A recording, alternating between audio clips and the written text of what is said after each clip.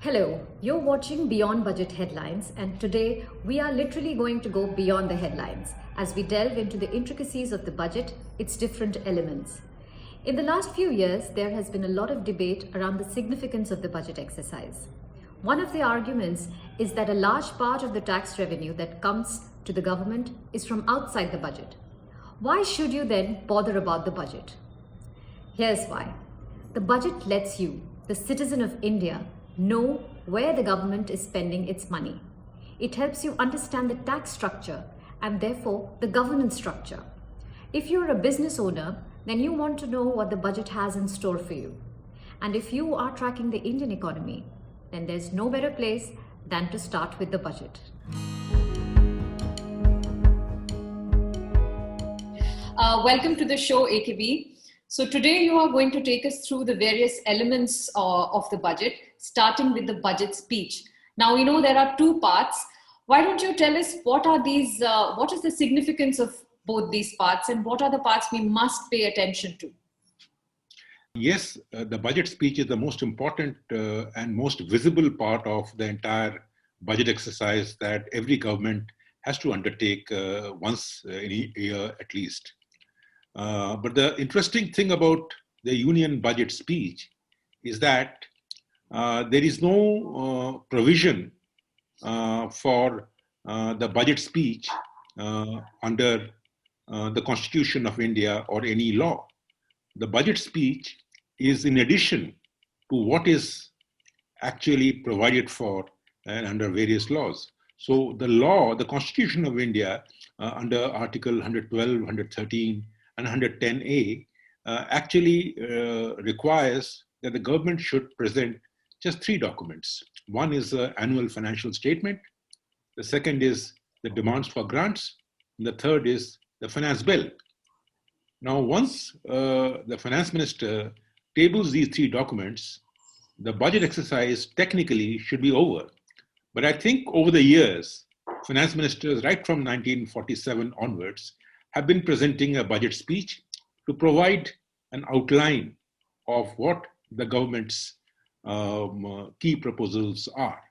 But let me first tell you about the key areas that you should be focusing on while you listen to the budget speech of the finance minister. There are two parts to the budget speech. The first part is the longer part, which is called the part A of the speech. And the second part is the part B of the speech, which is relatively shorter. Part A essentially summarizes the state of the economy and also gives you an indication of what are the kinds of expenditure outlays that are being provided for. So if you follow the part A of the speech, you will get to know which are the areas where the government is spending its resources, what is its view on the state of the economy, what kind of growth scenario it has in mind while framing those expenditure outlays. It also gives an indication of what kind of the budget revenues and the expenditure that the government is hoping to complete or incur in the current year. And then it gives you a sense of what kind of revenue management efforts will be required depending on the government's assessment of what should be the fiscal deficit. And then the finance minister gets into part B of the speech. And the part B of the speech is the most interesting part because in part A, it's purely macroeconomic survey, expenditure outlays, and part B is like hitting the nail on its head. So the finance minister talks about what kind of taxes it wants to impose, what kind of relief it wants to give. There are many other taxes also which the finance minister usually talks about, the capital gains tax and how it wants to tax income from abroad, and income earned by foreign portfolio investors. So those are all areas that everybody will be glued to. Absolutely. On the indirect taxes, there is interest now only mainly on the custom side, because that's the area which the government has reserved for itself. The excise, the bulk of excise and the services tax are all have gone out of the budget, in the sense that they are decided by the GST Council, wherein the state finance ministers are also represented. So they are decided outside the budget. The budget is concerned only to the extent that it will get the central goods tax revenue and what it projects to be its revenue, and that's all. The budget cannot announce that what will be the GST rate for a certain goods or certain service. So don't expect anything on the GST rate in the budget. That's number one. But do expect what the government's excise duty will be on oil products, because oil products are still not under the GST. So you will not be surprised, or you should not be surprised, if the finance minister talks a little bit about its excise policy with regard to petrol and diesel. As you know, petrol and diesel prices are going up. And some months ago, the government did raise excise duty on these products. And so expect that some announcement may be made by the finance minister, saying, providing some relief to those who buy petrol and diesel for running their cars or commercial vehicles. Yes, in fact, this is something we had discussed in the last episode, Yes. and viewers who are more interested in knowing more about this should check out the previous episode. So, AKB, the whole budget is going paperless this year. And there are so many elements to it. As you've also said, budget speech is the most popular one, the one that gets the most amount of footage. What are these other elements, and what is the significance of each of this, if you can briefly take us through?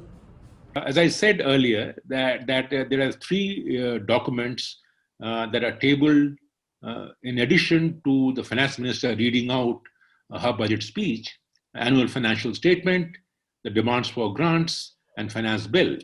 Now, these three documents are necessary under the three separate articles under the Constitution of India. Now, an annual financial statement is nothing but just a recounting of the key expenditure and revenue items, and those are split under two broad heads of revenue and capital. The government of India believes that anything that is coming by way of tax revenue or non-tax revenue, or any expenditure made out of these non-tax revenues or tax revenues, must come under what is called the revenue budget. The other segment of the budget is the capital budget, wherein the government spends some money on capital expenditure and creating assets, creating jobs maybe, and those expenditures are shown in the capital budget. Capital budget has one big item, which is what is the amount of government's borrowing. Remember, the government's borrowing, which is almost 23 or 24% of the total budget size, actually coming under the capital side of the budget, not on the revenue side of the budget, but the interest payment comes under the revenue side of the budget. So that is about the annual financial statement. Then comes the demand for grants, which actually will give you the details on which ministry has got how much money, whether your ministry for water has got more money for running the scheme on Har Ghar Mein Nal, or whether the health ministry has got more money for rolling out Ayushman Bharat scheme in a more expanded form, or whether the government wants to allocate more resources for fertilizer subsidies or food subsidy. So that is the demands for grants. Then comes the finance bill, which is essentially talking about the taxation changes that are necessary for this budget. And the taxation changes are always carried out through amendments in the finance bill, which after Parliament passes and the President gives his assent, becomes the Finance Act for that particular year. The finance bill over the years has assumed greater importance because the finance bill is not just about taxation, but it is also about many subsidiary pieces of legislation that the government wishes to pass without necessarily getting into a big debate. Because remember, when the budget is presented and the finance bill has many other provisions, like, for example, what will be the regulatory structure for many of the organizations that are being regulated under the finance ministry. Now, let's say some changes in the insurance regulatory bill. Now, the finance bill will also include some small section on the insurance regulation changes, and those will get passed along with the finance bill. And since it's a money bill, therefore, it will not have the face close scrutiny by Rajya Sabha. Rajya Sabha may discuss it, but it doesn't have the power to reject the bill. It will automatically, after its discussion, go back to Lok Sabha, and Lok Sabha will pass it. So therefore, that is the finance bill. But going beyond these three documents, there are many other documents that you cannot ignore. And those documents are a macroeconomic framework statement and a medium-term fiscal policy strategy statement. Now, these two statements are submitted to Parliament under the Fiscal Responsibility and Budget Management Act. And as we have discussed in earlier episodes, that this year, most probably, even this FRBM Act may be changed. And if they are changed, then expect that both these statements to lay out the new roadmap for what will be the targets for fiscal deficit in the next 3-4 years, and what will be the target for the overall debt to GDP for the central government. So these two documents become important under the FRBM Act. And in addition, there are quite a few other documents like the expenditure budget, the receipt budget, there's an expenditure profile document, and most importantly, for journalists like you and me, there's a document called Budget at a Glance. Now, that document is very important for us if you want to know the budget, as its name suggests, at a glance. Expenditure budget will tell you about ministry-wise, sector-wise, what the government is spending where. Receipt budget will tell you what is the government's non-tax revenue and what is the government's tax revenue. Both are very important because, as you know, the government's tax revenues are as important as its non-tax revenues. And then there is something called capital receipts. Now, in the capital receipts come a very important item, which is called disinvestment receipt, or let us say whatever it gets by way of dividend or surplus profit transfer from Reserve Bank of India. Now, these are called capital receipts. So the receipt budget document will tell you about the nature of the receipts that the government gets from either the capital side or from the revenue side. And as I said, the revenue side means both tax revenue and non-tax revenue. So that in brief is the way the budget presents its documents. It's a detailed account, but I thought it will be useful for all of us to know the various documents that you need to keep track of. Absolutely. It's such a plethora of information that is given to us. And as journalists, obviously, we look at all of these different elements. And the first few things are the speech and the budget at a glance. And then we go to our respective ministries that we cover to understand not just what has been allocated, but the revised estimates also give us a picture of how the money was spent. As a taxpayer, sir, because tax is one of the most sought after information once the budget comes. What are the things that we should look for in the budget? And not just individual taxpayer, sir, but as a business owner also, what is it that I need to look for? It is important for a taxpayer not to just look at the budget speech. It is important to start off your inquiry from the budget speech. Then you need to consult two other documents. One is, as I mentioned, the finance bill. And the second document that you need to consult is something called the explanatory memorandum to the finance bill. Now, the finance bill is written from a taxation lawyer's point of view. So very often, if you are not a taxation expert or a lawyer, you will not be able to make much sense of the taxation changes that have been made.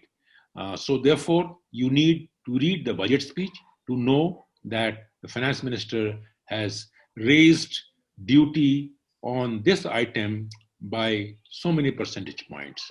Then you refer that point to the finance bill and you see how it has been inserted or added or expanded or modified. And then you go into the explanatory memorandum to check in what way that taxation change has been incorporated and what its implications are. The explanatory memorandum used to be a wonderful document because it used to give not only the implication of the taxation change, but also provide the historical context. But of late, the explanatory memorandum to the finance bill have not been very explicit on these matters. So you have to do some digging after that. But by and large, your understanding of the taxation policy changes will become clear if you look at the budget speech, and then you look at the finance bill, and then for annotation and better understanding, look at the explanatory memorandum to the finance bill. Don't forget to look at the annexes at the end of the finance minister's speech. This is a new addition that we have seen in the last few years, where there are many annexes after the budget speech, which outline the major tax policy changes, which outline actually also what are the off-budget borrowing that the government has done, what are the key areas where the government is spending its money. So in a certain sense, that the budget speech document today has become even more important and quite comprehensive for anybody to understand the key implications of the budget. Good old days, the budget speech used to be only budget speech, but now in the last 3-4 years, we have seen that the budget speech also contains those annexes which provide a lot by way of the government's sectoral expenditure, the government's revenues, from which are the sources of revenues, where it is spending the money, and which are the taxes that have been changed. And then if you need to know more, as I said earlier, go in for the finance bill, and then go in for the explanatory memorandum to the finance bill. That is very helpful, sir. Now people can actually, instead of finding, getting confused into that whole lot of information that is thrown, can directly go to the documents that you have mentioned. Sure. Understand better. Sir, is there anything else that you would like to cover or add? No, I think we have broadly covered most of the items in the budget documents that one will have to deal with on 1st of February, that is Monday. Not too many days are left. But I think it will be important to note that there are many policy issues that are also outlined in the budget speech. So there will be references, or there are always references to the government's economic policies. For example, the government has been talking a lot about Atmanirbhar Bharat. So it is likely that the finance minister may actually expand on the idea of Atmanirbhar Bharat in the budget speech. So the budget speech becomes very critically important from that perspective as well. And also my final point would be that don't dismiss the budget at a glance, because the budget at a glance gives you not just the figures on how much money is being received through various taxes, but it also tells you about how much money is being transferred to the states. And if you go back from the budget at a glance to the receipt budget, you will actually be able to see that which state has got how much tax transferred from the state. This year, it will be very important to see that, because this budget will reflect the recommendations made by the 15th Finance Commission. And obviously the transfer amounts will be different. It will follow the new recommendations that the 15th Finance Commission has made, and the government will also table a paper on that on the day the budget is being presented. Great, sir. Thank you so much. I hope we have all taken something from this discussion and will be able to understand the budget better. If you liked this video, do share it and subscribe to Business Standard. You can also visit our website, business-standard.com. You can follow us on all the social media platforms and write to me at rchitravanshi on Twitter with any feedback and suggestions. Thank you so much for watching. Stay tuned.